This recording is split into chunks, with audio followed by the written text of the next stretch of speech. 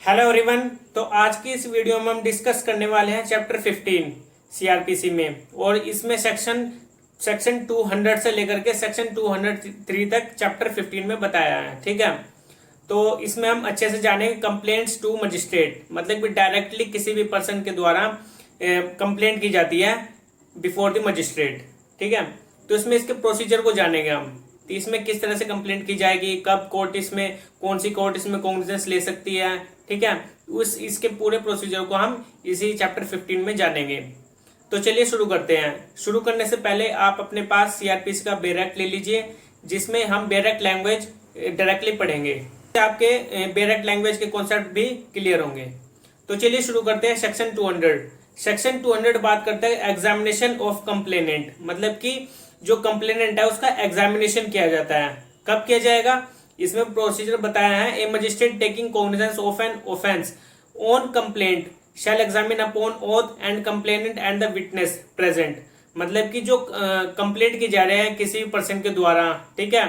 तो वो कंप्लेंट करता है, तो जो मजिस्ट्रेट है उस पर वो कॉग्निजेंस लेगा उस ऑफेंस पर। ठीक है, कब लेगा, जब उसका एग्जामिनेशन किया जाएगा। पहले एग्जामिनेशन होगा किसका, कंप्लेनेंट का और विटनेस का, जो प्रेजेंट है इन दी court.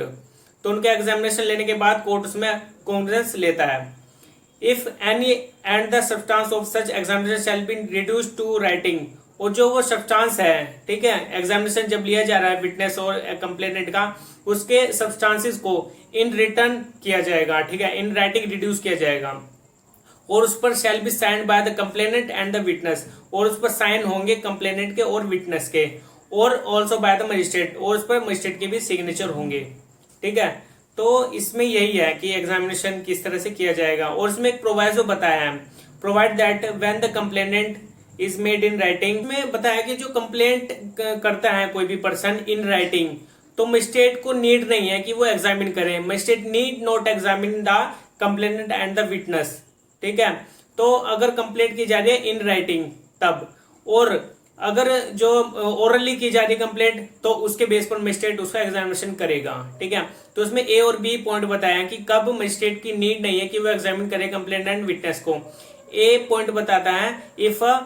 Public servant acting or purporting to act in the discharge of his official duty or a court has made the complaint, तो उसमें जो पब्लिक सर्वेंट है, ठीक है, तो वो अपनी ऑफिशियल ड्यूटी को डिस्चार्ज कर रहा है, ठीक है, परपोर्टिंग टू दी एक्ट के अकॉर्डिंग। तो इसमें सिंपली यही बात है। और इसमें जो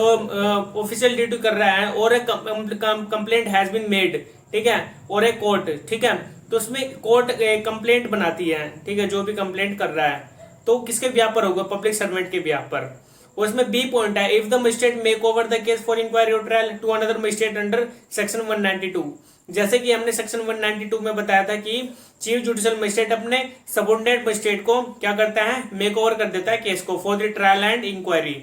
तो इसमें यही होगा, अगर मेक ओवर किया जा रहा है केस का, ठीक है, मजिस्ट्रेट को, तो उसके बेस पर इसमें एग्जामिनेशन नहीं किया जाएगा कंप्लेनेंट एंड विटनेस का। उसमें प्रोवाइजो आगे बताता है, इसका जो सेकंड प्रोवाइजो है, provided further that if the magistrate makes over the case to another magistrate under section 192, magistrate है अगर वो अंडर 192 के सेक्शन के अकॉर्डिंग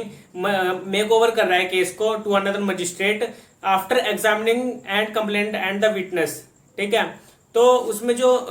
एग्जामिनेशन किया जा रहा है कंप्लेनेंट और जो विटनेस है, ठीक है, उसको एग्जामिनेशन कर लिया है उस मजिस्ट्रेट ने जो मेक ओवर कर रहा है दूसरे अपने सबऑर्डिनेट ऑफिसर को। जिस मजिस्ट्रेट को कहा गया है कि उसका क्या करना है, उसको इंक्वायरी चलानी है, उसमें ट्रायल करना है, तो उसके बेस पर जो मजिस्ट्रेट के पास वो जा रहा है, जिसके पास, जिस सबऑर्डिनेट मजिस्ट्रेट के पास वो मेक ओवर हो रहा है केस, ठीक है, तो मजिस्ट्रेट उसके लिए नीड नहीं है कि वो उनको दोबारा री एग्जामिन करे उन कंप्लेनेंट और विटनेस को। ठीक है, तो इसमें क्योंकि ऑलरेडी कर चुका है दूसरा मजिस्ट्रेट, तो उसके बेस पर उसको री एग्जामिन नहीं किया जाएगा कंप्लेंट और विटनेस को। तो सेक्शन 200 सिंपली यही बात करता है एग्जामिनेशन से रिलेटेड, जो कंप्लेंट और विटनेस का एग्जामिनेशन किया जा रहा है। अब हम चलते हैं section 201, procedure by magistrate not competent to take cognizance of the case, मतलब कि इसमें प्रोसीजर बताया कि कब मजिस्ट्रेट कॉम्पिटेंट नहीं है कॉग्निजेंस लेने के लिए केस पर। ठीक है, तो if the complaint is made to a magistrate, अगर कंप्लेंट की जाती है मजिस्ट्रेट को, who is not competent to take cognizance of the, और वो कॉम्पिटेंट नहीं है उस ऑफेंस पर कॉग्निजेंस लेने के लिए, तो वह मजिस्ट्रेट क्या करेगा, ही शैल ए पॉइंट बताता है इसमें, if the complaint is in writing, जो कंप्लेंट की है वो इन राइटिंग की है, तो फिर जो रिटर्न कर दी जाएगी for the presentation to the proper court, ताकि वो उसको प्रेजेंट किया जाए प्रॉपर कोर्ट में with an endorsement to that effect, उसको एंडोर्स करके बाय द प्रॉपर कोर्ट, ठीक है, उसको प्रॉपर कोर्ट में रिटर्न कर देगा for the presentation of the complaint, ठीक है, उसको प्रेजेंट करेगा कंप्लेंट को, जो अगर इन राइटिंग की जा रही है। अगर if the complaint is not in writing, अगर वो कंप्लेंट है वो नॉट इन राइटिंग है, उसको इन राइटिंग नहीं दिया जा रहा है, तो जो कंप्लेंट है उसको डायरेक्शन दी जाएगी टू द प्रॉपर कोर्ट, कि वो डायरेक्ट करेगा कि प्रॉपर कोर्ट में उसको कंप्लेंट को ले जाया जाए, ठीक है, कंप्लेनेंट को डायरेक्ट करेगा, तो कि ताकि वो प्रॉपर कोर्ट में जाए और वो वह कोर्ट उस पर कॉग्निजेंस ले। तो सेक्शन 201 भी सिंपली किससे रिलेटेड बात करता है, कॉम्पिटेंट मजिस्ट्रेट से रिलेटेड। और जो सेक्शन 202 है, 202 बात करता है postponement of issue of process, मतलब कि पोस्टपोन कर दी जाती है जो केस का प्रोसेस होता है, ठीक है, उससे रिलेटेड, तो इसमें इशू करता है प्रोसेस को। तो इसमें फर्स्ट क्लोज है, any magistrate on receipt of a complaint of an offence of which he is authorised to take cognizance, मतलब कि जो मजिस्ट्रेट है on receipt of complaint of an, जो ऑफेंस हुआ है उस पर कोई कंप्लेंट करता है, और वो जो which he is authorised to take, और वह ऑथराइज्ड है कॉग्निजेंस लेने के लिए, तो फिर which has been made over to him under section 192, तो जो वह मजिस्ट्रेट है तो वो मेड ओवर भी कर सकता है अंडर सेक्शन 192 के अकॉर्डिंग, अगर वो दूसरा जो मजिस्ट्रेट है वो कॉन्सेस लेगा, ठीक है, मतलब कि अपने सबऑर्डिनेट मजिस्ट्रेट को भी ट्रांसफर कर सकता है अंडर सेक्शन 192 के अकॉर्डिंग। जैसे कि अगर सीजीएम के पास जाता है तो सीजीएम अपने सबऑर्डिनेट मजिस्ट्रेट को क्या कर सकता है, ट्रांसफर करता है, वह केस मेड ओवर कर देता है, ताकि वह उसका ट्रायल कहां पर चले, उसके सबऑर्डिनेट कोर्ट में चले। May if he thinks fit, अगर उसको ठीक लगता है तो, and shall in a case where the accused is residing at a place beyond the area in which the exercise his jurisdiction, इसमें बात की गई जो अगर वो अक्यूज्ड है, अगर वो रिजाइड कर रहा है इन अ प्लेस जो beyond the area of the जुडिक्शन है मजिस्ट्रेट के, ठीक है, अगर वो जो अक्यूज्ड है वो रिसाइड कर रहा है अदर प्लेस में और जिसकी जुडिक्शन से बाहर जा रहा है वो मजिस्ट्रेट की, तो फिर क्या होगा, तो postpone the issue of process against accused, तो उसको पोस्टपोन कर दिया जाएगा, इशू ऑफ प्रोसेस है अगेंस्ट द अक्यूज, ठीक है, and either inquire into the case, तो उसमें इंक्वायरी होगी इनटू द केस हिमसेल्फ मतलब वो मजिस्ट्रेट खुद करेगा उसमें इंक्वायरी, और डायरेक्शन भी दे सकता है to an investigation to be made by police officer, वो इन्वेस्टिगेशन करने के लिए पुलिस ऑफिसर को डायरेक्शन दे सकता है, और बाय सच अदर पर्सन, किसी भी पर्सन को भी वो ऑथराइज कर सकता है मजिस्ट्रेट, ताकि उसमें इन्वेस्टिगेशन करे, इंक्वायरी करे एज ही थिंग्स फिट, जैसे भी कोर्ट को मजिस्ट्रेट को ठीक लगे,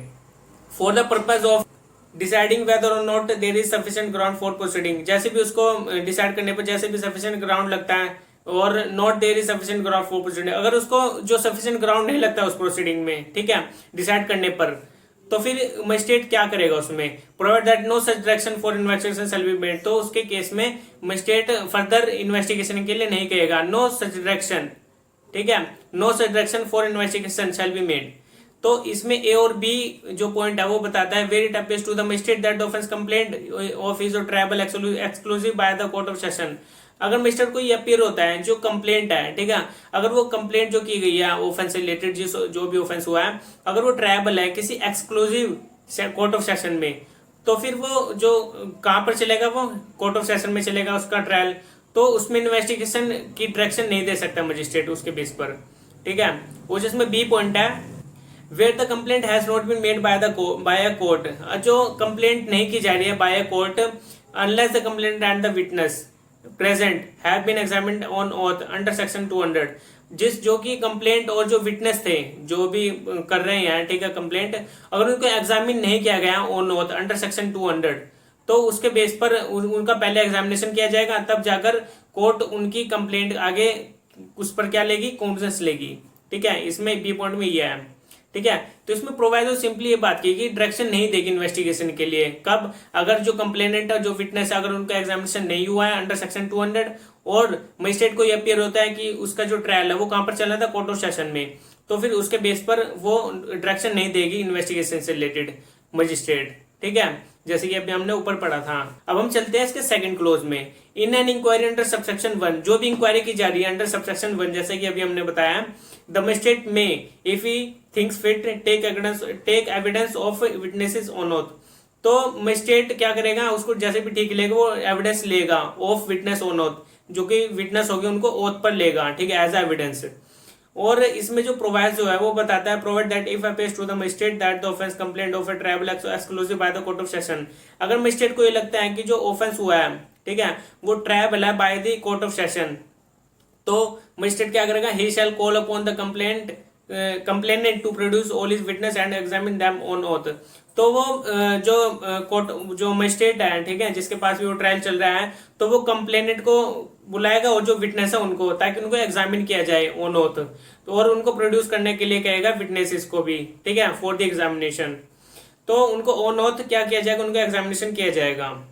तो इसमें सिंपली यही बात की गई है, ठीक है। और इसमें जो थर्ड क्लोज है, if N investigation under subsection 1, जो इन्वेस्टिगेशन की जा रही है under subsection 1 is made by a person not being a police officer, तो वो कौन करेगा, एक पर्सन करेगा, ठीक है, not being a police officer, he shall have for that investigation all the powers.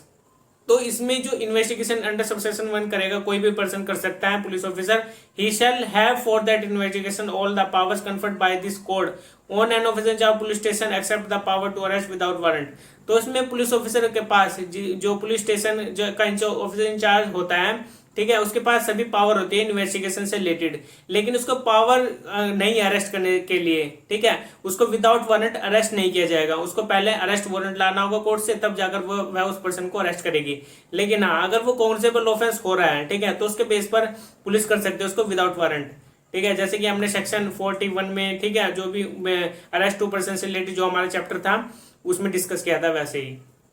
तो ये हमारे सेक्शन 202 भी कंप्लीट हो गया। अब हम चलते हैं सेक्शन 203, डिसमिसल ऑफ कंप्लेंट, मतलब कि जो कंप्लेंट है उसको डिसमिस की जा रही है, ठीक है, किस बेस पर की जा रही है, if after considering the statement on oath of the complainant and of the witness and the result of the inquiry और इन्वेस्टिगेशन अंडर सेक्शन 202। तो इसमें जैसे कि हमने सेक्शन 202 में पढ़ा था, जो एग्जामिनेशन किया जा रहा था किसका, विटनेस का और जो कंप्लेनेंट का, ठीक है, और उसके बाद वो क्या करते हैं, इंक्वायरी और इन्वेस्टिगेशन करते हैं। तो उससे जो स्टेटमेंट आती है, जो अगर उससे कंसीडर्ड होता है मजिस्ट्रेट को कि जो the magistrate is of opinion that there is no sufficient ground for proceeding, तो वो सफिशिएंट ग्राउंड नहीं है फॉर द प्रोसीडिंग आगे चलाने के लिए,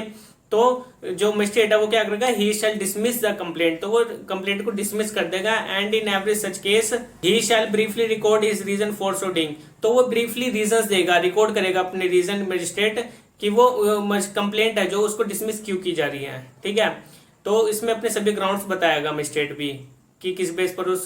कंप्लेंट को डिसमिस किया गया है। तो ये हमारा जो था, हमारा कंप्लेंट्स टू मजिस्ट्रेट से रिलेटेड जो हमारा चैप्टर 15 था, ये हमने अच्छे से डिस्कस कर लिया है, और इससे हम नेक्स्ट चैप्टर में डिस्कस करेंगे चैप्टर 16। आज के लिए इतना ही था। Okay, bye.